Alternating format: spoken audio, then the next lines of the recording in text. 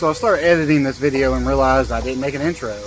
Not that it's really needed, but I like to do it. So in this video, we're going to take the oil pump apart, make sure it's in good shape, make sure there's no stress, fracture, or heat marks, any gouges in the gears. And then we are going to port the oil pump and shim it. So in this video, you're going to learn how that's done. So let's get started. So I decided to take the oil pump off and take it apart just to see if it's in good condition. And I will probably grind this out to make it flow better, because I don't want to buy I don't want to buy an oil pump if I don't have to.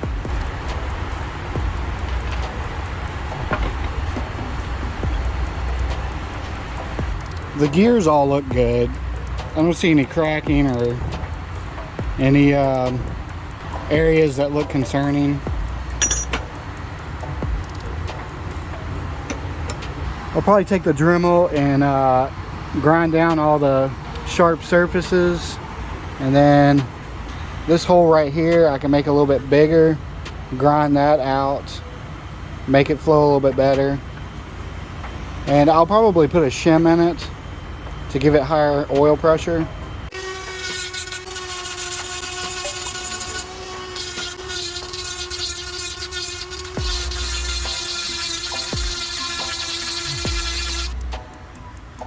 You can see the opening is a lot bigger, so there's going to be better flow. Plus it's rounded out. I still need to sand it down and smooth it out, but then I did some over here. I got more work to do there. Then the same goes in here.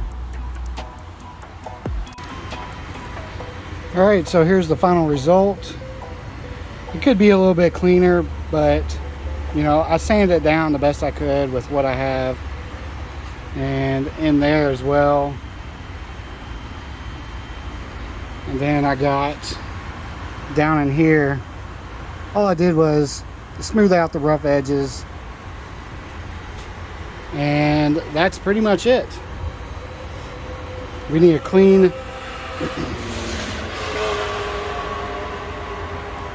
clean it up really well and then shim it.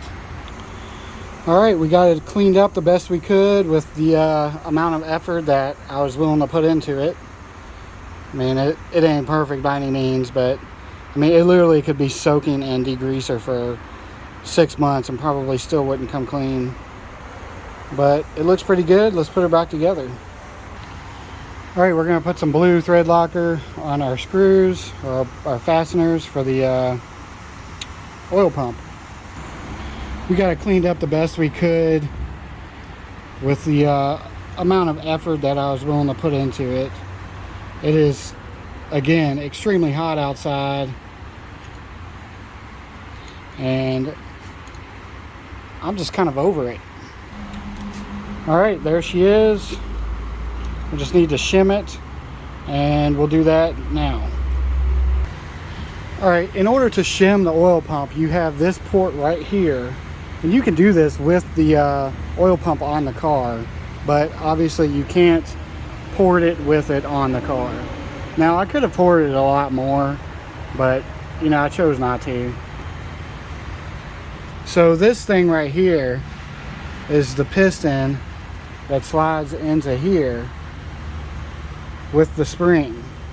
Now, in order to shim it, you need to stick a washer on here to make the spring compress a little harder.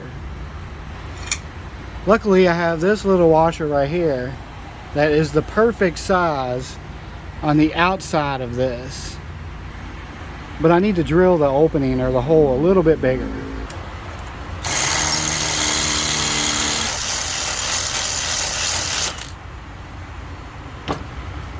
Alright, and there it is.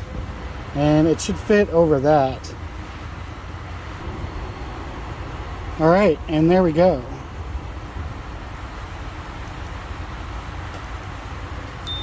Now we put our spring on there, and that should give it probably, I don't know, 4 to 7 bump in oil pressure. All right, now we put our piston in there and our spring, and then our cap.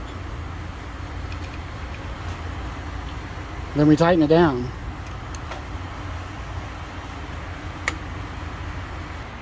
And this should increase your oil pressure probably, I don't know, anywhere between 4 to 10. It depends on how thick that washer is that you put in there. And also, one thing to note is when you do port this out, that's going to increase the flow, so that it will drop your oil pressure. So you really should shim it if you port it. All right, we got our oil pump back installed, and I have a new seal coming. So once that comes, we'll deal with that. But right now, we need to focus on getting this bolt out. I've tried the extractor, it won't work. I probably should have started with welding it, but I didn't. I think that's what I'm gonna have to end up doing. Put a bolt on here and then weld the bolt to that. But it's kind of up in the air what I'm gonna do. But I tried drilling it out, but the end of the extractor broke off inside of there, and that's hardened steel. I can't drill that out.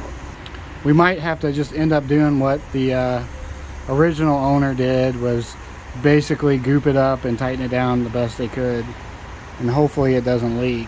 But the water pressure isn't very high, so I can't imagine it would. All right, so it's time to clean the block. I'm gonna pressure wash it. I'm just gonna go over it with the pressure washer. I'm not gonna try to get it super clean, but you know, clean enough.